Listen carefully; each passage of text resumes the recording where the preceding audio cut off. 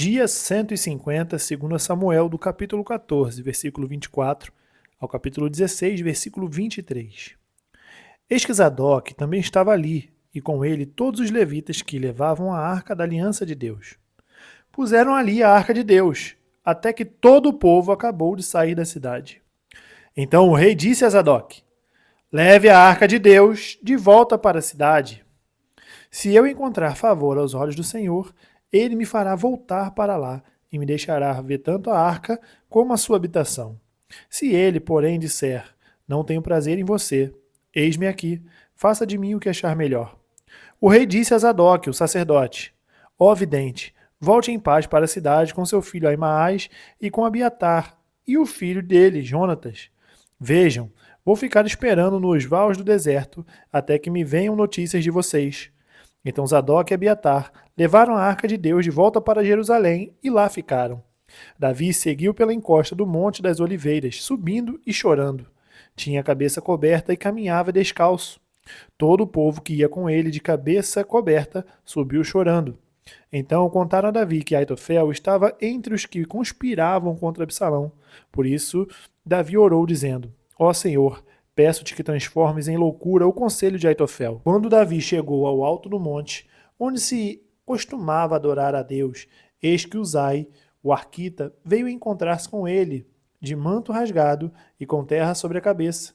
Davi lhe disse: se você for comigo, será um peso para mim. Mas se voltar para a cidade e disser a Absalão: eu serei, ó rei, seu servo, como no passado fui servo de seu pai, assim agora serei seu servo. Você poderá me ajudar a frustrar o conselho de Aitofel. Os sacerdotes Zadok e Abiatar estarão lá com você. Conte a esses sacerdotes tudo o que você ouvir no palácio real. Lá estão também os filhos deles, Aimaas, filho de Zadok, e Jonatas, filho de Abiatar. Por meio deles, vocês podem me mandar notícias de todas as coisas que ouvirem.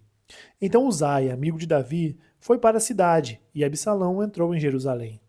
Davi tinha acabado de passar o alto do Monte das Oliveiras, quando Ziba, servo de Mefibosete, veio ao encontro dele com 2 jumentos encilhados, trazendo 200 pães, 100 cachos de passas, 100 frutas de verão e um odre de vinho. O rei perguntou a Ziba: o que você pretende com isso? Ziba respondeu: os jumentos são para a casa do rei, para serem montados, o pão e as frutas de verão para os moços comerem, o vinho para os cansados no deserto beberem. Então o rei perguntou: onde está o neto do seu senhor? Ziba respondeu: eis que ficou em Jerusalém, pois disse: hoje a casa de Israel me restituirá o reino de meu avô. Então o rei disse a Ziba: tudo que pertence a Mefibosete é seu. Ziba respondeu: eu me inclino e que eu encontre favor diante do rei, meu senhor. Quando o rei Davi chegou a Baurim, eis que dali saiu um homem da família da casa de Saul, cujo nome era Simei, filho de Gera. Saiu e ia amaldiçoando. Atirava pedras contra Davi e contra todos os seus servos, embora todo o povo e todos os valentes estivessem à direita e à esquerda do rei. Enquanto amaldiçoava, Simei dizia: fora daqui, assassino, homem maligno. O Senhor Deus o está castigando por todo o sangue derramado na casa de Saul, cujo reino você usurpou. O Senhor já entregou o reino nas mãos de seu filho Absalão. Agora você caiu em desgraça, porque é um assassino. Então Abisai, filho de Zeruia, disse ao rei: por que este cão morto amaldiçoaria meu senhor, o rei? Deixe que eu vá até lá e corte a cabeça dele. Mas o rei disse: que tenho eu a ver com vocês, filhos de Zeruia? Deixem que amaldiçoe, pois se o Senhor lhe disse: amaldiçoe Davi, quem poderia perguntar: por que está fazendo isso? E Davi disse a Abisai e a todos os seus servos: se o próprio filho quer me matar, que dizer desse benjamita? Deixe-no em paz, que amaldiçoe, pois o Senhor lhe ordenou. Talvez o Senhor olhe para a minha aflição e o Senhor reverta em bênção a maldição que ele está proferindo no dia de hoje. E assim, Davi e os seus homens prosseguiram o seu caminho. Também Simei ia pela encosta do monte ao lado dele, caminhando e amaldiçoando, e atirava pedras e terra contra ele. O rei e todo o povo que ia com ele chegaram exaustos ao Jordão e ali descansaram. Absalão e todo o povo, homens de Israel, entraram em Jerusalém, e Aitofel estava com ele. Quando Uzai, o arquita, amigo de Davi, se apresentou a Absalão, disse a ele: Viva o rei, viva o rei. Porém, Absalão disse a Uzai: É esta a sua fidelidade para com seu amigo Davi? Por que você não foi com seu amigo? Uzai respondeu a Absalão: Não, aquele a quem o Senhor elegeu e que foi escolhido por todo este povo e todos os homens de Israel, dele serei e com ele ficarei. Além disso, a quem serviria eu? Será que não seria ao filho do rei? Como servir ao seu pai, assim servirei a você. Então Absalão perguntou a Aitofel: O que vocês aconselham que devemos fazer? Aitofel respondeu a Absalão: Tenha relações com as concubinas de seu pai, que ele deixou para cuidar do palácio. Todo Israel ficará sabendo que você se fez odioso para com seu pai, e todos os que estão com você ficarão animados. Então armaram uma tenda para Absalão no terraço, e ali, à vista de todo Israel, ele teve relações com as concubinas de seu pai. O conselho que Aitofel dava naqueles dias era como resposta de Deus a uma consulta. Tanto Davi como Absalão seguiam os conselhos de Aitofel. João capítulo 18, do versículo 25 ao capítulo 19, versículo 22. Simão Pedro estava em pé, aquecendo-se, então lhe perguntaram: Você também não é um dos discípulos dele? Ele negou e disse: Não, não sou. Um dos servos do sumo sacerdote, parente daquele a quem Pedro tinha decepado a orelha, perguntou: Não é verdade que eu vi você no jardim com ele? De novo, Pedro negou, e no mesmo instante o galo cantou. Depois, levaram Jesus da casa de Caifás para o pretório. Era cedo, de manhã. Eles não entraram no pretório para não se contaminar, pois somente assim poderiam comer a Páscoa. Então Pilatos saiu para falar com eles e perguntou: Que acusação vocês trazem contra este homem? Eles responderam: Se este não fosse malfeitor, não o teríamos entregue ao Senhor. Então Pilatos disse: Leve-no daqui e julguem-no segundo a lei de vocês. Ao que os judeus responderam: Não nos é lícito matar ninguém. Isso aconteceu para que se cumprisse a palavra de Jesus, significando com que tipo de morte estava para morrer. Pilatos entrou novamente no pretório, chamou Jesus e lhe perguntou: Você é o rei dos judeus? Jesus respondeu: Esta pergunta vem do Senhor mesmo ou foram os outros que lhe falaram a meu respeito? Pilatos respondeu: Por acaso sou judeu? A sua própria gente e os principais sacerdotes é que o entregam a mim. Que foi que você fez? Jesus respondeu: O meu reino não é deste mundo. Se o meu reino fosse deste mundo, os meus ministros se empenhariam por mim, para que eu não fosse entregue aos judeus. Mas agora o meu reino não é daqui. Pilatos perguntou: Então você é rei? Jesus respondeu: O Senhor está dizendo que sou rei. Eu para isso nasci e para isso vim ao mundo, a fim de dar testemunho da verdade. Todo aquele que é da verdade ouve a minha voz.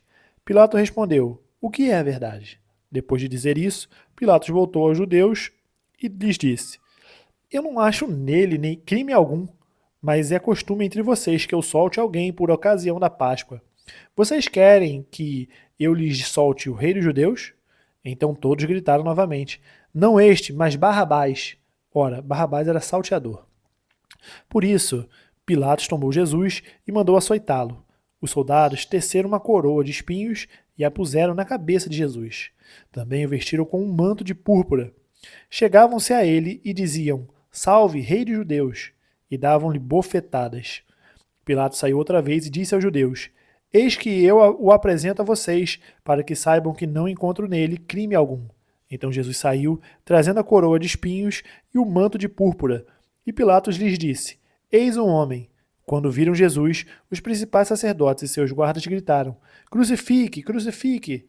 Pilatos repetiu: Levem-no daqui vocês mesmos e o crucifiquem, porque eu não encontro nele crime algum.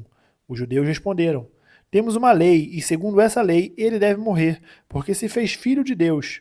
Pilatos, ouvindo tal declaração, ficou ainda mais atemorizado, e entrando outra vez no pretório, perguntou a Jesus: De onde você é? Mas Jesus não lhe deu resposta. Então Pilatos o advertiu: Você não me responde? Não sabe que tenho autoridade tanto para soltar você como para crucificá-lo? Jesus respondeu: O Senhor não teria nenhuma autoridade sobre mim se de cima não lhe fosse dada. Por isso, quem me entregou ao Senhor tem maior pecado.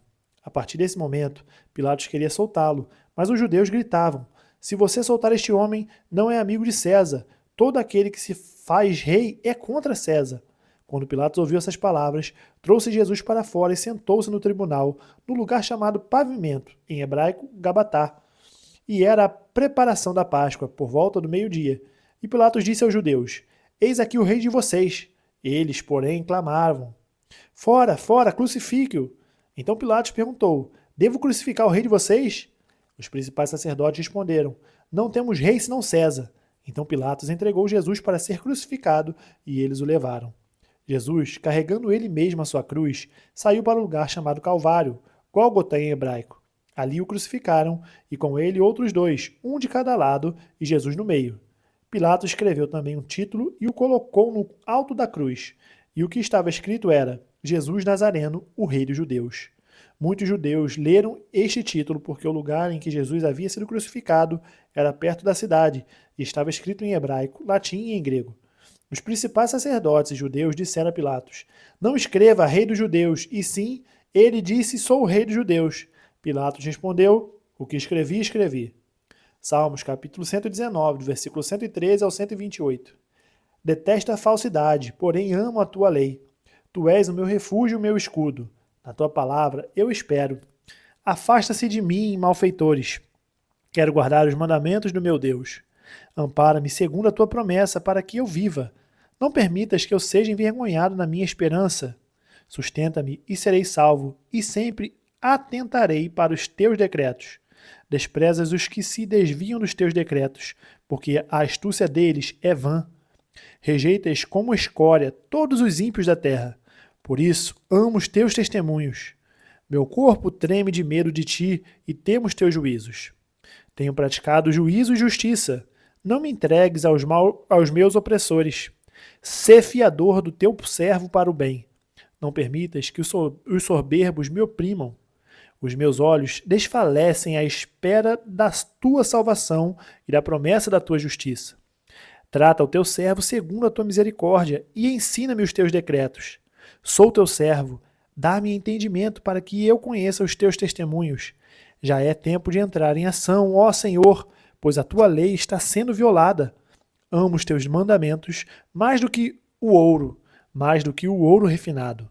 Por isso considero em tudo retos todos os teus preceitos e detesto todo o caminho de falsidade. Provérbios capítulo 16, do versículo 10 a 11. Nos lábios do rei se acham decisões autorizadas. Que ele seja justo ao pronunciar uma sentença. Peso e balança justos pertencem ao Senhor. Obra sua são todos os pesos da bolsa. Terminamos o dia 150, nós nos vemos amanhã no dia 151. Até mais.